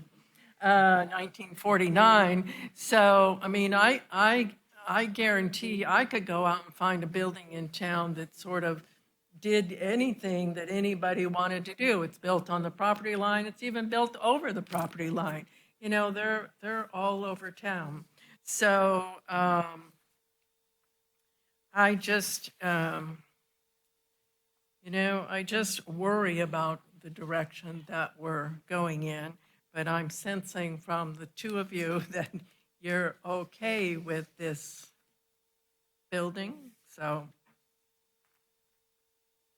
that's all it takes for this building to get approved. I just clarify that. I had a concern with the variances that were being asked for to have the building be approved. Yeah, I hear what you're saying about that. I looked at it first and I kept thinking, well, it's the variances that are making this possible. But when I went through them one by one, I do think, the design with the two tandem parking spaces is certainly much better than having the big hole in the front of the building. So I say to myself, well, I can support that because they've changed their design to come up with something that's going to work better in this particular location. And, clearly the buildings along here are all sort of lot line to lot line going down the street. And having someone put in a 3-foot, I think it would be 3 foot because that's the minimum sort of side yard setback through there, we would end up with these little alleyways that aren't really going to do anything to improve the community or the neighborhood. One of my biggest concerns is, how the buildings on, this side sort of loom over what are the smaller historic district on the other side. And, has the time come when we want to say, let's just forget about trying to preserve historical Capitola? That time has come and gone. Maybe it has because property has gotten so expensive that everybody, needs to absolutely max out what they've got to make it work. It's just, I think it's unfortunate that they couldn't come up with a design that, fit a little more into the character that I think most people see in Capitola.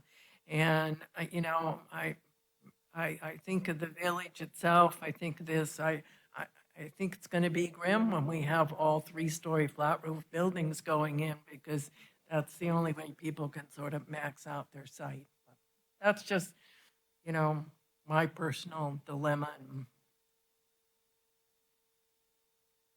vote on it because, what the staff recommendation is to approve it or else give them some specific directions about what they need to do to redesign it. And, I certainly can't give them any specific directions other than, is there a way just to, sort of soften the building a bit? Is there a way to deal with the rear elevation of the building a bit so it isn't so, imposing on the neighbors to the rear? Those would be my comments, and those are pretty vague and not real specific. So I understand that. I have concerns about the direction the designs are going in the city. Would the applicant like to respond to any of those comments?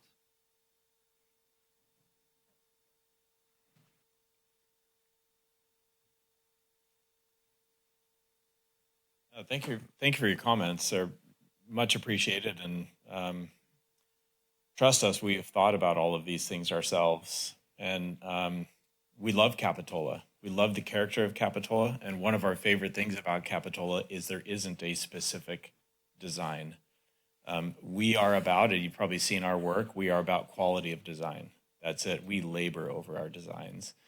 We consider all factors. We consider views, we consider neighbors, we consider everything when it comes to our designs. That's what we're trained to do, and that's what our passion is. So when we have a challenging site like this, which this one is, it's kind of fun for us to come up with what we think are very creative solutions to difficult things.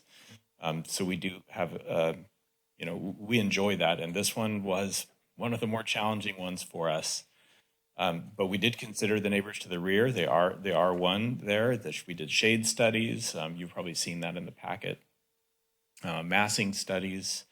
I think the most important thing, as far as the massing and the height go, is the height limit. That's what's the most important, not necessarily whether it's 2 stories or 3 stories, in our opinion. And the other buildings on Capitol Avenue are meet that massing and are at the line where we are.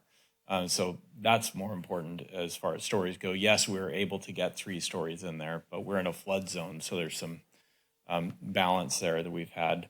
And I just want a point of clarification. The number of variances is one that we're looking for. The other ones are minor modifications, and I think you all understand the minor modifications, and they do make sense.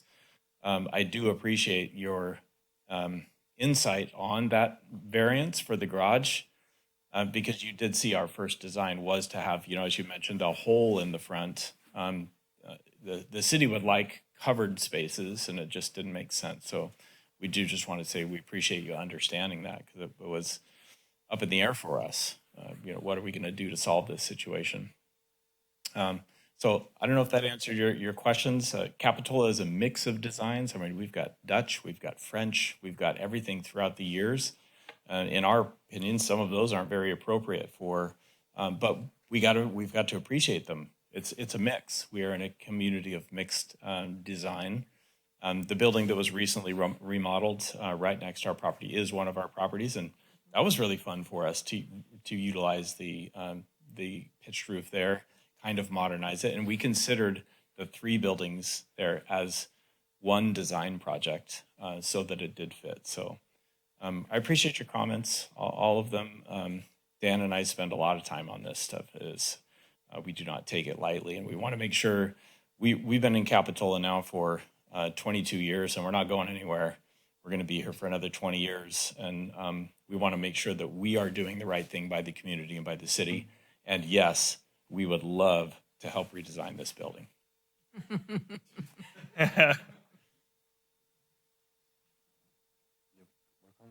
No, I would like, since we have more to talk about, I'd like to make a motion. Yeah, sure, go ahead. Dan Gomez, the other partner of his.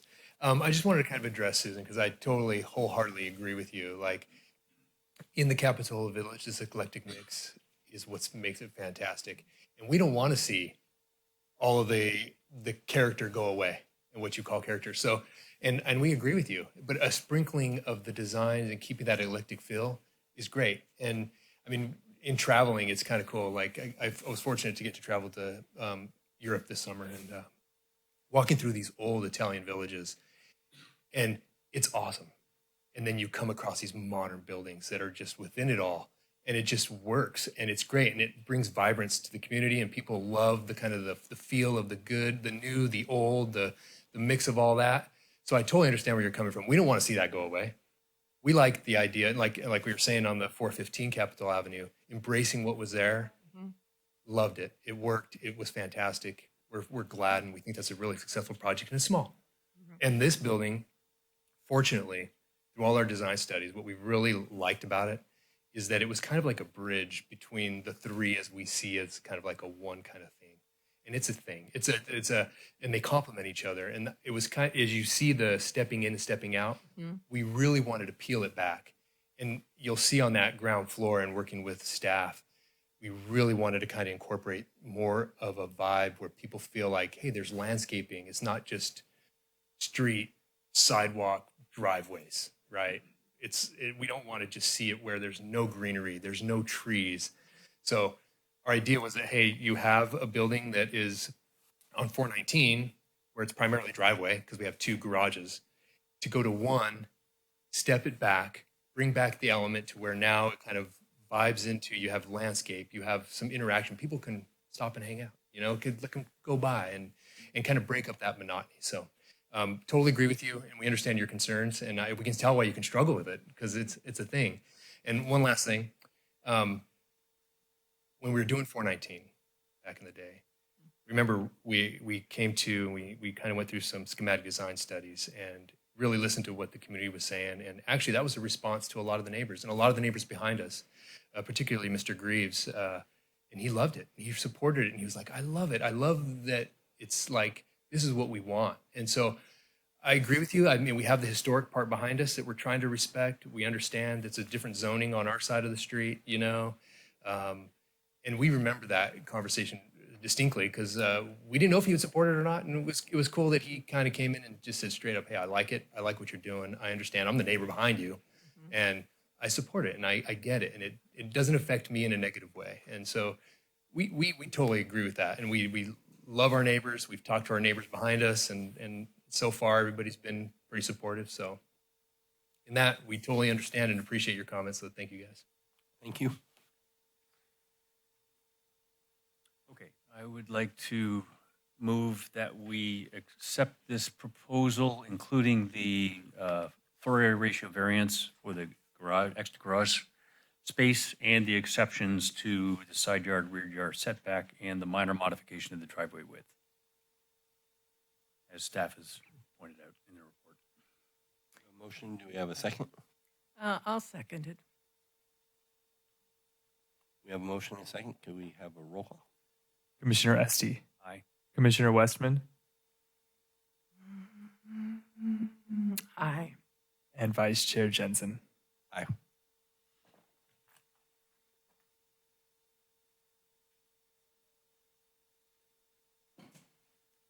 So will the chair come back? Because she left, so you get to close the Well, she's meeting. out there. Oh, Okay. she's out there? I thought she might want to come back. Thank you. If you could, we should adjourn to a specific date, We will adjourn to our next meeting, which is February 2nd.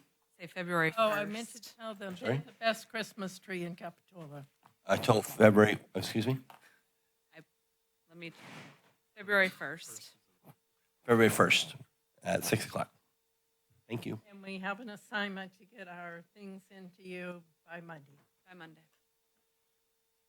All right. Thank you.